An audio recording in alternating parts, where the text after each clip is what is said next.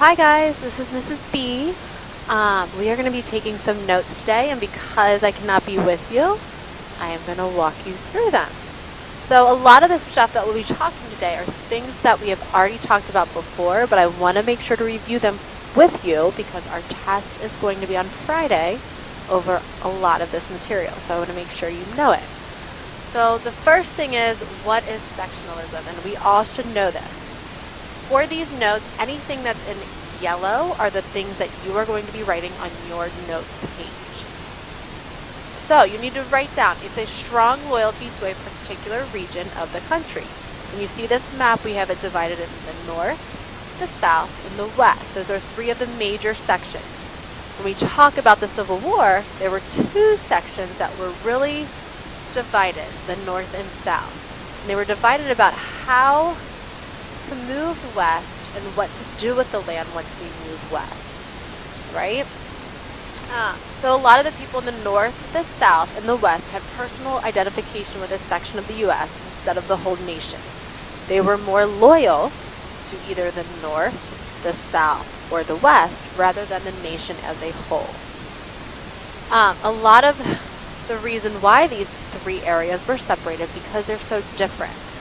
They have different viewpoints, they have things that they feel like are different that are important for this country, and so that's kind of what caused this divide between these three groups. Alright, so the main idea that we'll be focusing on, because this sectionalism is really what causes the Civil War, is that it grew stronger over the issues of slavery and states' rights. Those are the two issues that really divided the North and the South. There's a bigger view of the map. Alright, so now we're going to talk about the characteristics of each region. This definitely should be a review for you. Remember, you're just writing what's in yellow. So first, the people of the North. Most of them lived in cities, so they were urban. A lot of factory workers, and some even reform groups, people that wanted to make changes, whether they wanted to make changes in the way slavery was happening in the South, or they wanted to give more rights to women. These groups that wanted to make changes for the better. They wanted to change child labor laws because children were being worked to the bone, quite literally, that were very young. So that's where the people of the North kind of fall into. It's a higher population. The geography is cool. A cool climate. The rocky soil. Remember, not a lot of farming up there because it's a rockier soil. And fishing was pretty popular. They make most of their money, so their economy is based on manufacturing, which is working in factories, fishing, and then wage labor. The West, then this is a lightly populated, not a lot of people, right? Because more and more people came out to the West as the California Gold Rush and other gold rushes happened. But the majority of people stayed in the North and South, and just few people went out west. It was a greater mixture of ethnic groups, so you had Native Americans, also known as Indians, you had whites, you had the Spanish, you had French. They're all kind of intermingling out there. So a lot more diverse in the West. Geography, there was tons of land. You could find lots of minerals and fur resources. So how did people in the West make money? They had small farms. A lot of them were starting to mine coal, gold, and silver, and fur trapping. We skip south. I am so sorry, I skipped the south. Go back to the south. So the south then, most of them lived on farmland or plantations. There were many slaves. The geography had a warm climate, which was good for the farmland. They had rich soil, right? Some fertile soil out there. And most of them made money off of cash crops. So their farming was like cotton, tobacco, sugar. And they also made money off of slave labor and slaves because they treated those as property. So then we have the North, the South, and the West. And the big issue was, will the new territories in the West be slave states or free states? And we had a disagreement between the North and South over whether these new states should be slave or free. Obviously, we know that the North wanted them to be free, and the South wanted them to be slave states. So at this time, in the early 1800s, in 1820, we have the Missouri Compromise. If you remember, there were 11 free states, the green states up here, and 11 slave states. Well, Missouri comes in and they want to be a slave state. And so the Northerners say, we'll only agree that Missouri can be a slave state if you make Maine, which is up here, a free state, so that we can have an even number of slave and free states. The compromise happens, and not only do they say that Missouri will be a slave state and Maine will be a free state, but they say any territory out west above this Missouri Compromise line, so all of this territory up here, will be free. All right, so here we come to, well, how do people deal with this Missouri Compromise? And as more and more people rush out to the west and try to make homes out west, we're still trying to decide, should they be slave states or free states? Even though the Missouri Compromise says that territory will be free, well, when they become states, do they stay free? And so one of the first proposals was by David Wilmot, called the Wilmot Proviso. And this was a bill that wanted to outlaw slavery in Western territories. So not just above that Missouri Compromise line, but all territory out west, he wanted to outlaw it. Well, it did not pass through the Senate. It did not pass through the House of Representatives. It never became a law. But it did escalate the debate between the slave and free states, which was the North versus the South. So even though this never became a law, but because it was such a discussed and debated bill, it kind of escalated that friction between the North and the South. It's called the Wilmot Proviso. Obviously, the people that did not like the Wilmot Proviso was the South. The South did not agree to it. So even a senator from South Carolina, John C. Calhoun, he argued that all states should have the right to decide about slavery on their own. That's called popular sovereignty. That means that he believes that every state should have popular sovereignty. That means the popular vote gets to decide if a state is going to be free or slave. There he is. Kind of here. Look at you guys. They kind of look like Sammy Eagle. Kind of sort of. I think kind of crazy. All right. So we have this debate. We have the Missouri Compromise happening. This debate's even going to escalate as we continue on. So the U.S.-Mexican War happens in 1848. And so now we're not just worrying about this land out here, up here, I mean. After the U.S.-Mexican War, we have a ton more land to worry about. All of this. Remember, we get Texas when we have the Texas annexation, and then the Treaty of Guadalupe Hidalgo gives us all of this land. So we have all of this land, and we have to decide, is this land going to be free or slave? All right, so as we gain this land, we're debating back and forth. Is California going to be free? Texas going to be slave? What's going to happen to all this land? So a man named Henry Clay, who has been popular, has been in politics for quite a while now, and is the king of compromise. He negotiates this plan in Congress called the Compromise of 1850. And it is a 5-part plan, but we really want to focus on 3 main parts of this plan. We need to know that in the Compromise of 1850, number 1, California becomes a free state.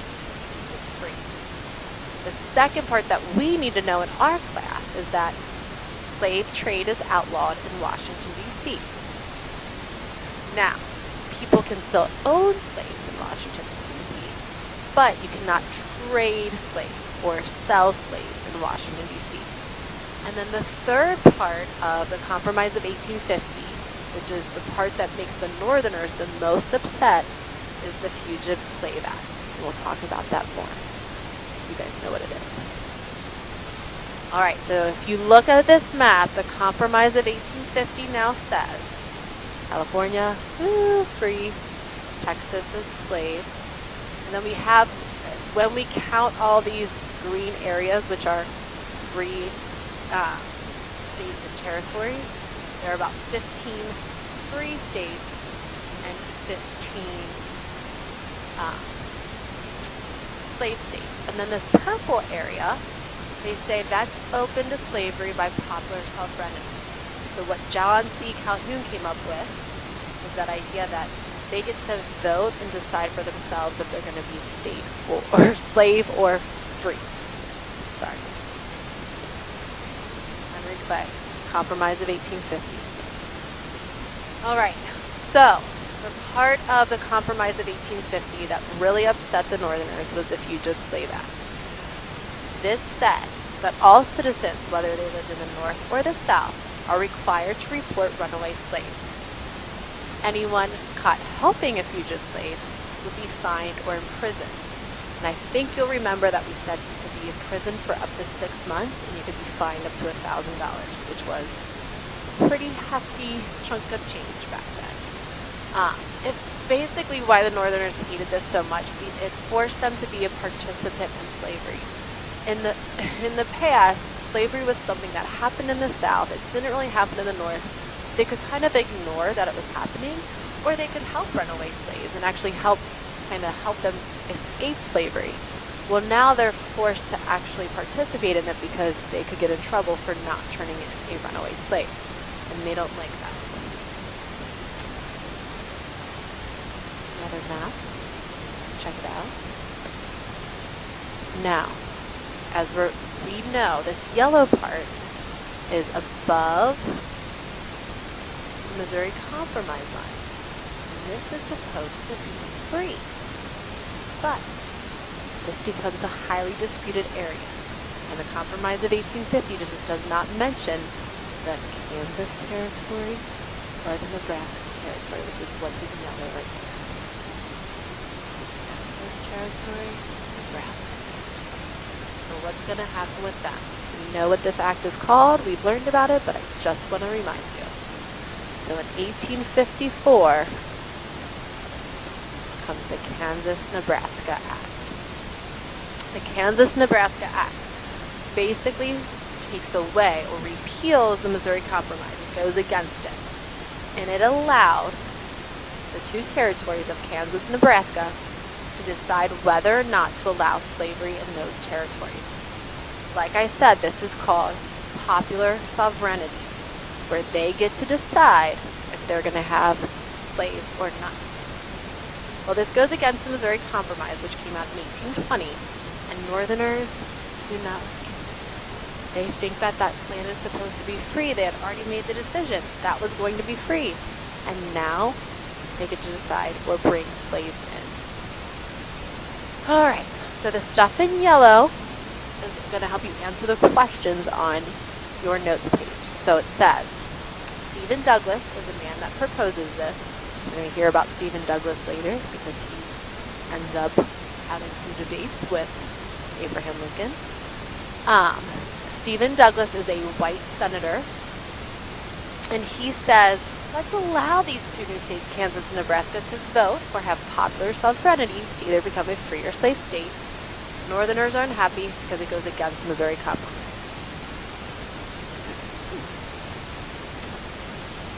So what happened? So in Kansas, tensions building. Pro-slavery and anti-slavery settlers rush into the Kansas Territory because they want to be able to vote either for slavery or against slavery. They want Kansas to follow whatever they believe in. So many farmers from neighboring states move over to that territory in hopes of spreading slavery to that territory. Well, anti-slavery people move in too, and they are butting heads. They're all moving in. They all want to vote either for slavery or against slavery in the Kansas Territory. Violence breaks out. The tension is high. The beliefs are strong. And someone comes in named John Brown, who we're going to learn about even more so in a couple of days. But John Brown was an abolitionist, which means he was against slavery. He's an abolitionist who brings violence to his anti-slavery forces. and they fight, and a lot of people lose their lives. And by 1859, so many people had died in Kansas over this pro-slavery versus anti-slavery talk that it gets the nickname Bleeding Kansas. So this is a small taste of the violence to come within the Civil War. Passion was so great about this issue that it led to a lot of death. Here's an image of the fighting that happened.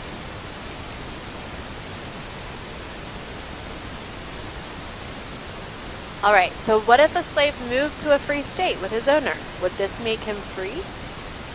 Dun, dun, dun. What do you think? We learned about a Supreme Court case, which we're going to mention here, that deals with just this issue. It was called the Dred Scott case. Remember, this is a picture of Dred Scott. He was from Missouri. Missouri was a slave state. But he lived in Illinois and Wisconsin, which are two free states, with his owner. So they were living in Illinois and Wisconsin. They moved right back to Missouri, right before his owner dies. His owner dies, and Dred Scott says, well, I lived in free states, I should be free. My owner is dead. So he sues for his freedom because he had lived in free states, and this is called Dred Scott versus Sanford. It's a Supreme Court case. The case actually reaches the Supreme Court, and a lot of people say this is the worst decision the Supreme Court has ever made. And we eventually do amend this decision, but basically Dred Scott is still a slave even though he had lived on free soil. And the decision was that slaves are not citizens, so Dred Scott cannot sue. So the Supreme Court decides that slaves are property, not citizens.